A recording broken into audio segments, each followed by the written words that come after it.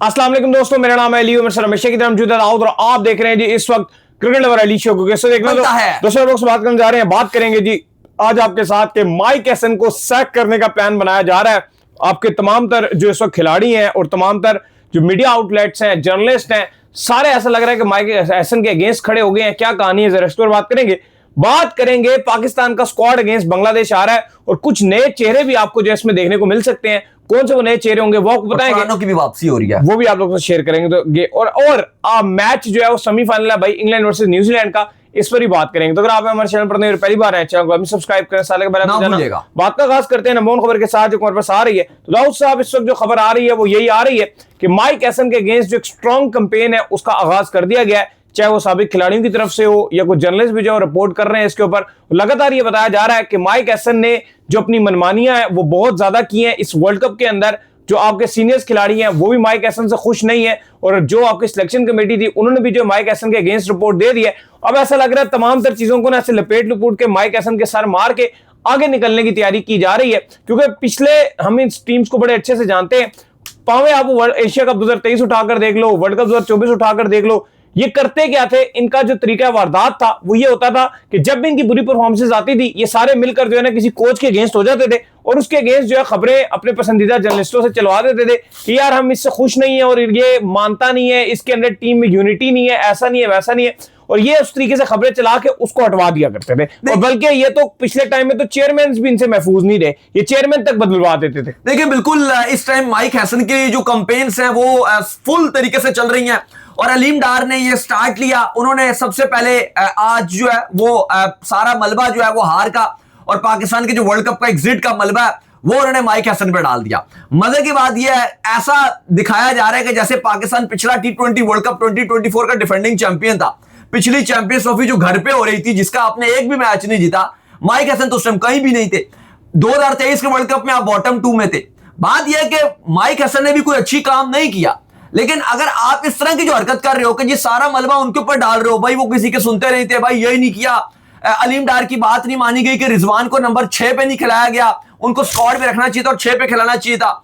मतलब अगर जो इस टाइम नजर आ रहा है कि आपके सारे एक्स क्रिकेटर बासित अली लगातार बोले जा रहे हैं कि जी माइक हैसन का फलाना, माइक हैसन ये, माइक हैसन वो, सकलैन शदाब को ब्लेम नहीं कर रहे, वो माइक हैसन को ब्लेम कर रहे हैं।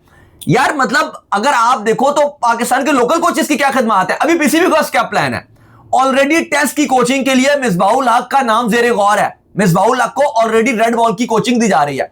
तो पीसीबी ने क्या करना है, पीसीबी ने यह करना है कि भाई माइक हैसन आप जा रहे हो, ठीक है भाई, टाटा बाय बाय। मिसबाहुल हक साहब आप टेस्ट में भी आ जाओ, सब कुछ संभाल लो, फिलहाल T20 तो है ही नहीं ना, मैचेस कम है, तो आप ओडीआई की टीम भी संभालो और वर्ल्ड कप 2027 में रिटर्न ऑफ मिसबाहुल हक लोडिंग। हालांकि होना यह चाहिए कि आपको अब यह प्लान करना चाहिए कि आपका जो ओडीआई वर्ल्ड कप है वो नेक्स्ट इवेंट है और उसके लिए आप एक टीम जो अभी से प्रिपेयर करना शुरू कर दें और उसके लिए आप कोचिंग, मुझे जो लगता है माइक एसन एक बेहतरीन नाम है जिसका इंतखाब जो आप कर सकते हैं। हाँ जरूर उनसे थोड़े बहुत इख्तिलाफात जरूर रहेंगे, जरूर इख्तिलाफात रहेंगे, लेकिन वो रिसोर्सेज का इस्तेमाल करना जानते हैं। दाऊद साहब, अली साहब, हकीकत बात यह है कि आपके जो क्लिंच मूवमेंट होती है वहां पे आप अगर पिछले वर्ल्ड कप या पिछले मैचेस में देखो, आपके बॉलर्स काम बड़ा खराब कर देते हैं और वो मार खा जाते हैं, विकेट नहीं लेते ना। उन्होंने हैरी ब्रूक की विकेट ली ना, वो एशिया कप में तिलक वर्मा की विकेट ली। जब विकेट ही नहीं लेंगे तो फिर आप क्या कर लेंगे। बाकी अगर आप देखो, अब अगर सवाल एक्चुअली ये पूछना चाहिए तो आकिब जावेद से भी पूछना चाहिए ना कि भाई आप तो 2025 की चैंपियंस ट्रॉफी में सिलेक्टर भी थे, टीम के हेड कोच भी थे, आपकी कोचिंग में तो टीम एक भी मैच नहीं जीत सकती, 3 से 4 दिन। चलो इधर इसकी माइक हैसन की कोचिंग में फिर भी, वैसे तो हम नहीं मानते, लेकिन चलो फिर भी कुछ ना कुछ करके आप अगले राउंड में तो गए ही गई। मिन्नू टीम से अब हमारी टीम बन गई है, जैसे जिम्बाब्वे सुपर 8 में जाके अचीवमेंट बता रहा है, तो हम भी अब ये बोल रहे हैं कि भाई सुपर 8 में चले गए, पिछले तो वर्ल्ड कप में हम आगे भी नहीं गए थे। लेकिन बात यह है कि माइक हैसन को क्या तब्दील करने के बाद हम बड़ी कोई हमारी टीम बेहतर हो जाएगी, लेकिन आपके जो सीनियर प्लेयर्स हैं अली साहब, जो आज की जो बड़ी रिपोर्ट है वो ये कि कुछ सीनियर खिलाड़ियों ने आपके जो माइक हैसन है उनको कह सकते हो कि बली का बकरी बनाने की कोशिश की है कि माइक हैसन किसी के सुनते नहीं थे, उनके डिसीजन हतमी होते थे, वो अपनी बात मनवाते थे, वो ये करते थे। भाई ये आपको नहीं भूलना चाहिए कि माइक हैसन का जो एक्सपीरियंस है वो उसने आईपीएल में आरसीबी फ्रेंचाइज के साथ काम किया और बहुत अच्छा काम करते रहे थे। न्यूजीलैंड के हेड कोच रहे थे, इनकी कोचिंग में न्यूजीलैंड ब्रेंडन मैकलम की कप्तानी में 2015 के वर्ल्ड कप के फाइनल में गई थी। हाँ ये अलग बात है कि जो माइक हैसन है उनको थोड़ा समझना पड़ेगा कि जो पाकिस्तान के रिसोर्सेज हैं वो बड़े लिमिटेड है, क्योंकि हमारे प्लेयर्स की जिस टाइम जो कैपेबिलिटीज है वो भी बड़ी लिमिटेशंस में। लेकिन दाऊद साहब, अगर आपको पाकिस्तानी कोच कोई आ जाता है तो फिर आपकी टीम में से सियासत कैसे खत्म होगी? वो तो दोबारा वही करेगा, वो बाबर रिजवान लपेटता रहेगा, वही सारी चीजें दोबारा करेगा, और वो सिर्फ जो है वो सोशल मीडिया के प्रेशर पे जाएगा और वो देखेगा कि इस वक्त सोशल मीडिया में किसका नाम ऊंचे से चल रहा है, मैं उसको पकड़ के बस आगे चला। और सकलैन भी जिस तरह से बात कर रहे होते हैं कि भाई इन्होंने क्या किया, भाई सकलैन साहब ने भी कुछ भी नहीं किया। अगर लोग 2021 के T20 वर्ल्ड कप की कोचिंग की भी अगर आप बात करते हो ना, तो उस टाइम वो उनकी कोचिंग नहीं थी, वो तो खाली टीम के साथ ट्रैवल ही किए थे। और उसमें भी क्या था, हमेशा जो अगर आप स्पॉटलाइट की बात करो, इंडिया पाकिस्तान का मैच आ जाता है, लेकिन आपको ये नहीं भूलना चाहिए कि अगर आप उसमें सेमीफाइनल में गए थे, उसमें आसिफ अली का रोल था, जिसने आपको अफगानिस्तान वाला मैच जितवा के दिया था और न्यूजीलैंड वाला मैच। वहां से तो आप जीतते ही नहीं थे, वो 24 रन चाहिए था 2 ओवरों में। सऊदी को छक्के कौन मारता? वही उसी ने मारे थे। कौन छक्के मारता? इतना बड़ा बॉलर सऊदी, वैरायटी वाला बॉलर, इंजॉय कर, अफगानियों को एक ही ओवर में 4 छक्के मार गया था। करीमी जन्नत को 4 छक्के कौन मारता? शदाब साहब फ्लॉप हो गए थे, उससे सिंगल नहीं लिया। भाई मैं नहीं ले रहा। ये थोड़े इतने लंबे अरसे से हो क्या रहा है? हो यही रहा है कि जब आपका वर्ल्ड कप में मेन टाइम आता है, जहां पर आपके किसी ऑडिटर ने कुछ करना हो तो कुछ होता ही नहीं है। यूएसए वाले मैच में देख लो, जब इंडिया के खिलाफ मैच था, वो चाचा को ऑडिटिंग करनी थी वहां पे, इफ्तिखार वो नहीं कर सके। अभी अब आपका जो मैच का क्वालिफिकेशन सिनेरियो लगा हुआ था, एंड में आके 5 ओवरों में सिर्फ 36 रन बनाने में कामयाब हुई आपकी टीम, जहां कहां पर स्ट्राइक रेट आया हुआ था। बहरहाल अली साहब, 100 बातों की एक बात, इस टाइम मामलात काफी खराब नजर आ रहे हैं और माइक हैसन की जो कोचिंग की कुर्सी है, इस टाइम ऐसा लग रहा है कि वो लटक रही है और कभी इम्कान ये है कि उनको भी हटाया जा सकता है। न सिर्फ सलमान अली आगा की कप्तानी जा सकती है, बल्कि जो माइक हैसन है उनकी कोचिंग भी इस टाइम लटक रही है, क्योंकि आपके जो एक्स क्रिकेटर हैं, जो टीवी पर बैठे हुए हैं, अपने यूट्यूब चैनल्स पर बैठे हुए हैं या फेसबुक पर बैठे हुए हैं, उन्होंने प्रॉपर एक प्रोपेगेंडा, एक प्रॉपर पीसीबी को प्रेशराइज भी किया हुआ है। तो चांसेस काफी ज्यादा है कि माइक हैसन की कोचिंग, जो उनकी कोचिंग की जो सीट है, शायद वो बचाने में नाकाम रहे। और फिर आप किसी फुद्दू खाते में किसी एक लोकल कोच को लगाओगे इस टाइम, और वो जिस तरह से काम करते हैं, हमें पता ही है क्या मिसबाहुल हक ने काम किया, क्या सकलैन ने काम किया, क्या वकार यूनुस ने काम किया, सब एक ही खाने के चटवे। खैर, इसके बाद जो अपडेट आ रही है जी, वो आ रही है स्क्वाड के हवाले से जो अपडेट आ रही है।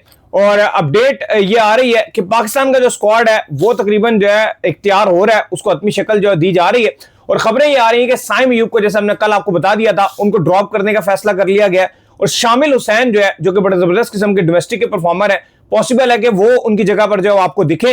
और खबरें जो है वो ये आ रही है कि फैसल अकरम को जो है वो इंक्लूड किया जा रहा है। नवाज को भी जो टीम से जो है ड्रॉप करने का जो फैसला है वो कर लिया गया है। और साथ में आपके ये जो ताने बाने सारे पुराने हैं, ये हारिस रऊफ हो गए, मोहम्मद रिजवान हो गए, बाबर आजम हो गए, ये सारे भी आपको दिखेंगे। लेकिन दाऊद साहब, जिसकी खबर नहीं आ रही है, और वो ये खबर नहीं आ रही है साहिबजादा फरहान की, मैं ये चाहता हूं कि आप उसको प्रॉपरली ओडीआई में इंक्लूड करें और उसको लेकर चलें अगले वर्ल्ड कप तक। देखिए, अभी तो आपकी पाकिस्तान और बांग्लादेश की जो सीरीज है वो फिलहाल अभी डाउट में ही है, क्योंकि जो हालात चल रहे हैं, ऑलरेडी पाकिस्तान क्रिकेट बोर्ड और बांग्लादेश क्रिकेट बोर्ड राब्ते में, और ये कहा गया है कि अगले चंद दिनों में, 2 से 3 दिनों में, हफ्ते का दिन बताया गया है कि सैटरडे को हतमी फैसला किया जाएगा कि सीरीज होगी कि नहीं होगी। सिलेक्शन कमेटी ऑलरेडी बैठी हुई है, आज भी उनकी मुशावरत हुई। अब सिलेक्शन कमेटी में तो एक जो सीट है, एक और कट चुकी है। आपको बताया कि अब 2 ही बंदे रह गए हैं, एक असद शफीक हैं और एक आपके आकिब जावेद हैं।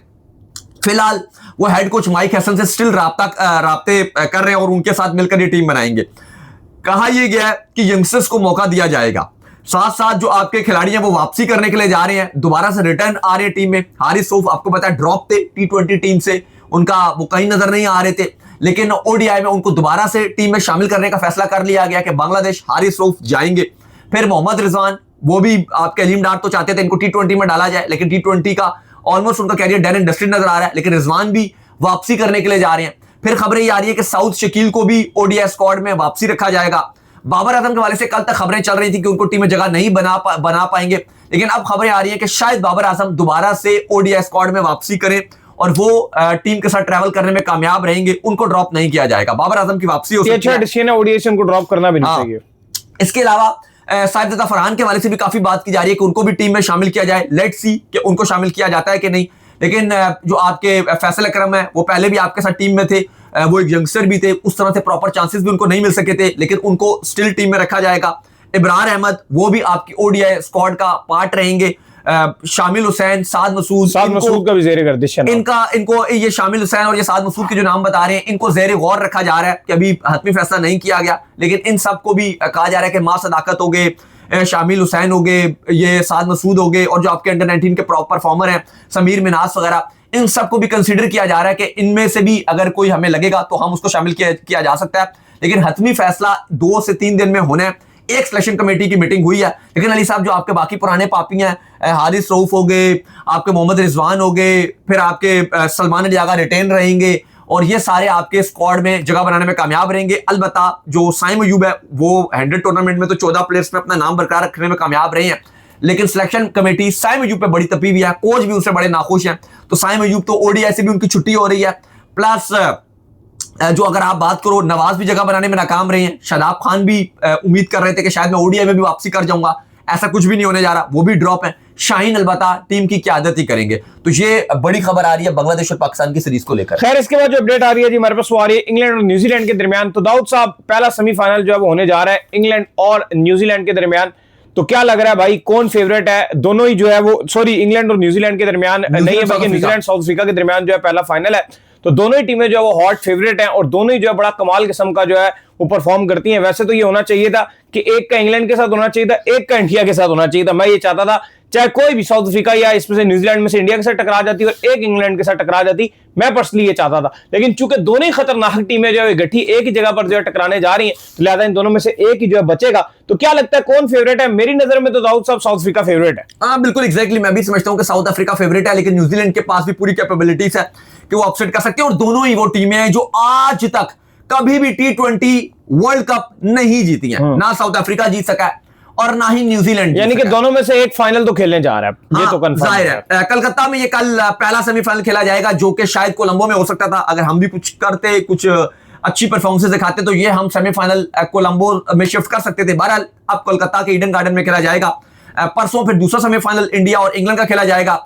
लेकिन अली साहब सेमीफाइनल के हवाले से आईसीसी ने ऑलरेडी थोड़ी सी जो रूल्स है वो भी तब्दील किए गए हैं। रिजर्व डे भी रखे गए हैं कि अगर बारिश वाला सिचुएशन होती है तो मैच अगले दिन भी जाएगा। और याद रहे कि अगर अगले दिन भी मैच नहीं हो पाता, और ये मैच हो ही नहीं पाता, वैसे तो इसके लिए जो कट ऑफ टाइम है वो भी एक्स्ट्रा दिया गया, 1.5 घंटे का एक्स्ट्रा टाइम डे 1 में दिया गया, अगले दिन 120 मिनट का टाइम दिया गया। लेकिन अगर फिर भी ये नहीं हो पाता तो कहा गया कि जो सुपर 8 में जो टीम टॉप पे होगी वो आगे चली जाएगी। यानी कि साफ मतलब है कि जो कल आपका मैच ये न्यूजीलैंड और साउथ अफ्रीका का, इसमें ऑटोमेटिक साउथ अफ्रीका फिनाले में चली जाएगी। और वो जो इंडिया और इंग्लैंड है उसमें अगर आपका मैच अगर नहीं हो पाता सेम टू सेम, दोनों दिन अगर बारिश रहती है और मैच कॉल्ड ऑफ हो जाता है, तो फिर उस सिनेरियो में आपका इंग्लैंड आगे चला जाएगा, इंडिया बाहर हो जाएगा। लेकिन फिलहाल क्योंकि बारिश की प्रेडिक्शन नहीं है तो ऐसा कुछ नहीं होगा।